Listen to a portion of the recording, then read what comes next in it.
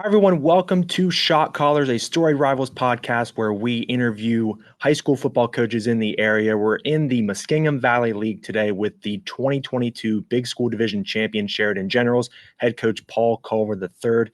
Coach, thanks so much for joining the show. Really appreciate you taking the time to sit and talk with us about this upcoming football season. I'm sure this time of year, it's pretty exciting for you. You're probably like a kid on Christmas. There's no doubt about it. Like I get goosebumps walking in the weight room. I know that sounds ridiculous, but the other day I just thought I get goosebumps when I'm with my family, like my wife, and my kids, and things like that. But if you can find something else in your life that excites you like that, uh, pursue that passion. That's sharing general football. Yeah. So MVL Big School Division champions in 2022, won a couple playoff games last year as well. How much of that momentum carries over into the offseason for you? Or are you the kind of coach that when you enter a new season, you enter an offseason, it's kind of a clean slate, and it doesn't really matter like what you did the season before. So kind of talk about how like momentum from a previous season carries into this year. I think it definitely carries in to the following season because you have some of the same kids. Unless you start, 11 seniors on both sides of the ball, you have momentum Right. that carries over. So we did that one year. My dad had a team that was that experienced, made a great run. But I have several guys back, and they were on that field, and they experienced the bitterness of ending the season earlier than you wanted to. And the team we played was excellent, but you just always think that there's that one more piece that you can grab. And so that's great off-season motivation. We don't talk about that this team is the same as that team or this team needs to do this better than that team. But in terms of goals and in terms of pursuing a great off-season, those are the things that you look to. Like, hey, this is where we were. This is what we want for next year. So, yeah. How have your off seasons changed since you've been with Sheridan? Like, what does your off season look like this year compared to years past with like strength and the conditioning, scrimmages, 7-on-7? So just kind of talk about like I guess how your off season looks now compared to what it did a handful of years ago. Yeah. So an interesting, Sheridan has been about off-season training for 40 years. When my dad came to Sheridan, the first thing that he did was build a weight room program. I mean, that's what changed us. And so we still, live in the weight room. We talk about that. That's our home. But one of the big things that has changed is this idea of um, grinding all the time. Like we work out all the time, we lift all the time, but you can overtrain. And my brother Chad is an excellent strength and conditioning coach, college certified, GA'd in college, and has seen that high level. And then interestingly, makes it a passion of his to continue to learn. And so the biggest thing lately is this idea of you're trying to train athletes. You're not trying to train guys that are tough. We want toughness. That's been a hallmark for decades, but we also want athletes. We want explosiveness, and that trains at a very high level. That trains at a very, very top tier level of um, athleticism and rest and recovery. And so we're constantly focused on that idea how rested and ready are our athletes so that they can give you that top 100% and then push it to that next level. So that's a major focus change. Tell me how you do it because I want to know how you do it, and I'm sure a lot of people want to know how you do it. Like consistently, year after year after year, you're near the top of the MVL. You have 8 or 9 wins. It doesn't matter how many kids you have graduate from the year before. It doesn't matter how talented they are because you have kids right behind them that just step right in and they can continue the great success that you've had. So kind of talk about your culture and how you're able to do it year after year, stay near the top of the MVL. You may not win it every year, but you're near the top every year. You're vying for a playoff spot. You maybe win a playoff game or two. Talk about your culture and what you instill into your kids and I guess how you develop your program. Yeah. So for when my dad came, it was something he instilled in the kids and still plastered on every shirt and every weight room wall is the right mental attitude. If you get your mind right, if you start to believe in your goals, believe in who we are as a team, believe in your success in the classroom, believe in your relationships with other people. If you do things right, things tend to work out. And that's not saying that other teams don't do things right. And obviously, you know, that they have incredible programs and cultures. I respect so many coaches around the league. I think that the league's coaching staffs are at a very high level in terms of my experience in the last 25 years. Men I respect and that my son could play for. But when it comes to the culture of Sheridan Generals, it's the right mental attitude. But like in terms of the nuts and bolts of that, the way that you win on Friday nights, unless you're a Division I football team, is you have to build linemen. Uh, I've been talking about this a lot lately. I've been picking the brains of other coaches and former players. If you are a place like Pick Central, there are probably at any point in time 10 guys who were born offensive linemen walking the hallways. They're 6'2, 250 pounds and plus, right? And you got 10 of them. There's 3 or 4 seniors, there's 3, 4 juniors, and it's just on down the line. And they're Friday night ready. You make them better because the other team that you're playing on their schedule is the same way. But at a place like Sheridan, I'm going to get one of those kids, maybe two in a class. Two is lucky. We've had some groups where it was like, man, we got 2 kids that are like 250, 260 pounds. So we've been fortunate like that some, but typically not. You don't do that for 40 straight years.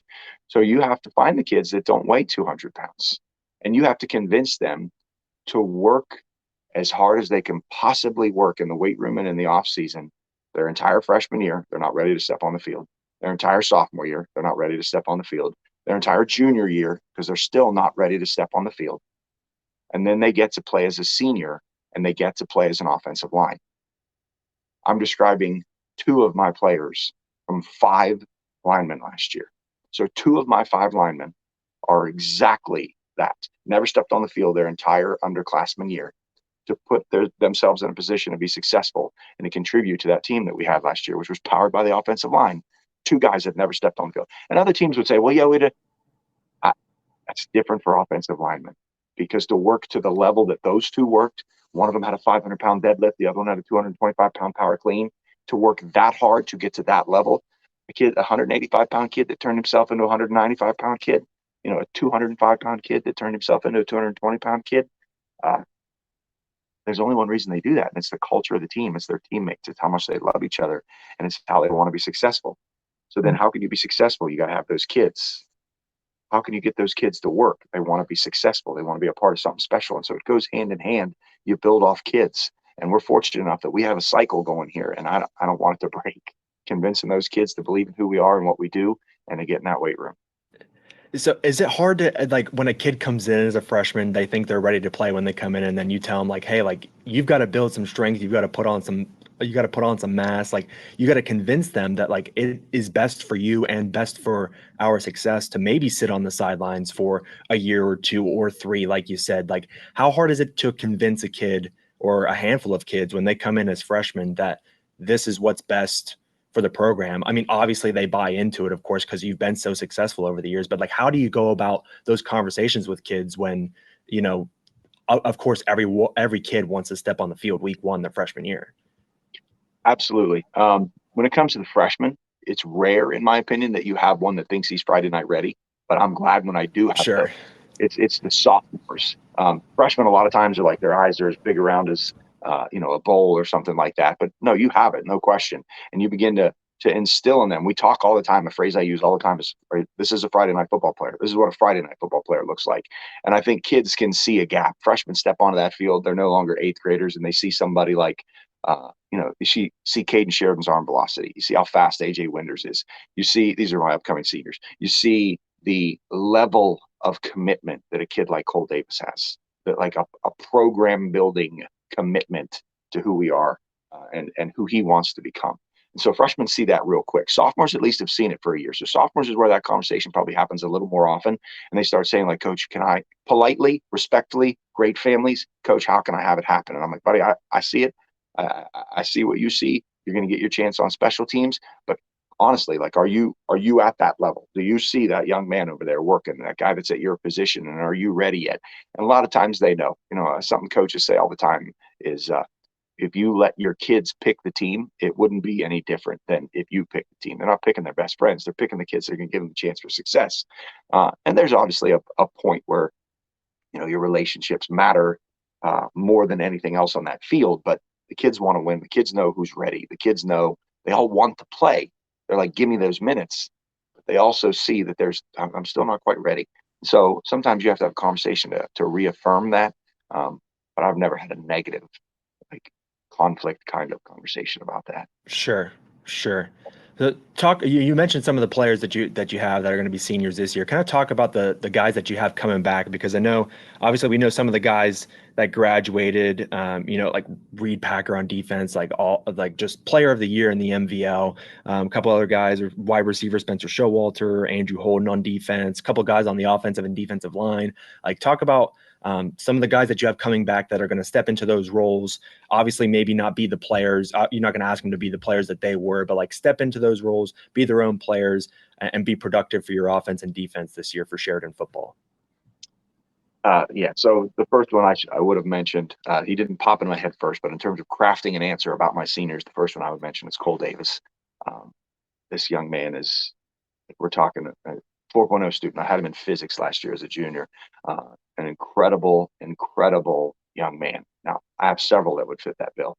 But in terms of like a poster child, the work ethic, the commitment to football, Cole Davis is going to play on both offensive and defensive lines for us. And I try not to do that. I try to limit kids, but he's just an Iron Man, a warrior, and starts with him.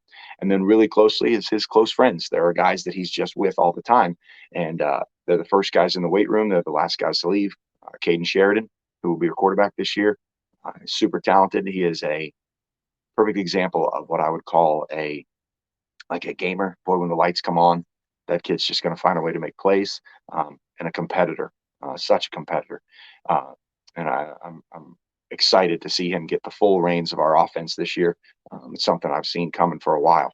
AJ Winders, a young man that just has continued to improve every single day he's ever stepped on the field.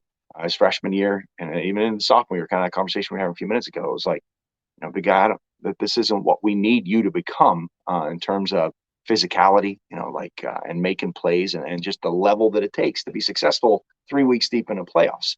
So those three guys, they're the ones that were unanimous team captains amongst our group, and they are being leaned on to an incredibly high level.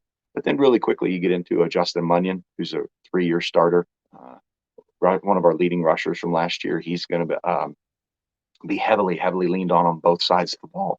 We don't quite have the depth that we had last year, so a lot of our guys are going to be asked to play more minutes. Those four that you think about, like team photos and things like that, you look at those guys in the front line, the names you just named, they're right there in that front row. And those are going to be some big time players for us. Yeah. So I'd ask you who your coaching role model is, but I think that it's pretty self-explanatory who it would be. Obviously, your dad, Paul Culver Jr. But what's the level of pride that you take in coaching the Sheridan football program? Because obviously, it's been in the family for over 30 years, and you have a brother on staff. Like you've been on your dad's staff. Like, what's the level of pride that you take in being the coach of this program, building and maintaining the culture that your dad created a long time ago, and just like Sheridan football, man, like what's the level of pride that you have? Uh, that's a great question. One that's very near and dear to me. The word, people throw this word around, but it is priceless. What I get to do every day, where I get to do it, and what I get to be a part of in terms of the Sheridan Generals and the Red Rage and the proud history that we have. When I interviewed for the job, I was looking across from people that I knew, my superintendent, my athletic director, and my principal at that time, and we're talking about all kinds of different ideas. And I don't remember the exact question that brought it up, but it popped something into my head that I've held on to and repeated many times. Um, the Sheridan football team is more important to me. I love the Sheridan football team more than I want to be its head coach. So if you don't think I'm the guy, awesome. I told them, go find a guy. Shake the bushes. You will find somebody that would love to have this job, somebody that has been there, done that, somebody that's built an incredible resume and is looking for that next step. They were maybe a Division 5-6 program, and they want that leap to that Division 2-3 program, and then eventually even that Division 1 program. I said, you can find a real high quality coach. And I mean that to this day. If there's somebody better for this job, I love this program more than I want the job. But because I love this program, I promise this job will get my every spare second outside of my family. Um, I don't have, my dad didn't have hobbies. And I watched that. And my hobby is football. It's not a hobby. It's a passion. It's something that is very, very important to me. It's my lifeblood in the sense of my family, my faith, and then football. And so I'm blessed beyond measure to be the Sheridan Generals football coach. It's really a terrific story. Is there anything that that your dad did when he was a coach that you like kind of picked up and you kind of still do as the coach now, or is there anything that you kind of took and kind of changed and made your own, like things maybe he said or things he did in the locker room at practice, game day, like anything at all that he did that you either continue to do or kind of do in your own way? That's fun. It falls on each extreme. There are things that I absolutely do, and things that I then would never give up, and then things that I made my own choices when it comes to that.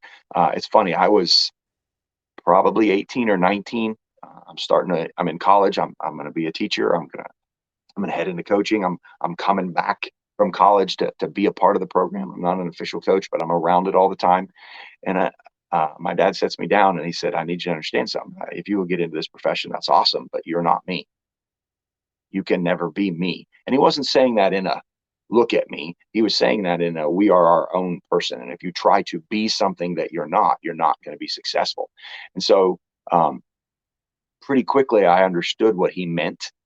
My dad, to the highest level of anyone I've ever met, is a competitor. Like checkers, chess, ping pong ball. He humiliated me in a game of tennis one time, worse than I've ever been. Yeah. So I was I was in my athletic prime, which wasn't much, but just humiliated me because, and not in a hurtful way, I'm gonna go, and I don't quite have that. And so the intensity of practices and things like that, I'm a little bit lower key in terms of the relationships with my kids. There's less there's less drive them to be the best, and you know fire forges steel. There's more like clay molding, I think, going on. But I think we accomplish the same things. And it's I'm different because I knew I could never be as good as him. When you talk about kids that would have ran through a brick wall, knowing it's not possible, they would have ran through a brick wall for my dad.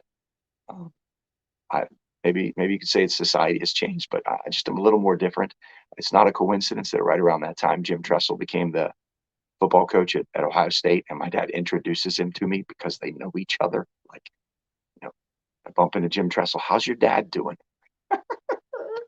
Ah, so that kind of mindset. I read the winner's manual, just talking about relationships, things that my dad did, but giving me kind of a roadmap of what it would look like. So that makes it a little bit different. But I still am a lot of my dad at heart. Much for your time today. This is fantastic. Your program it's storied, it's legendary. You're a legend. Your dad's a legend. Your whole family's is legendary. So I really appreciate the time you joining us here on Shot Callers. Continued success, my man. You guys have a great program, and I'm looking forward to what you guys do in 2023. Try to repeat as Big School Division champs. Thank you very much. It's always awesome to get to talk about Sheridan Generals, and your questions just excite me. And I don't know, the things you say at the end, you start talking about our program and my dad, like there's just nothing better. So appreciate it.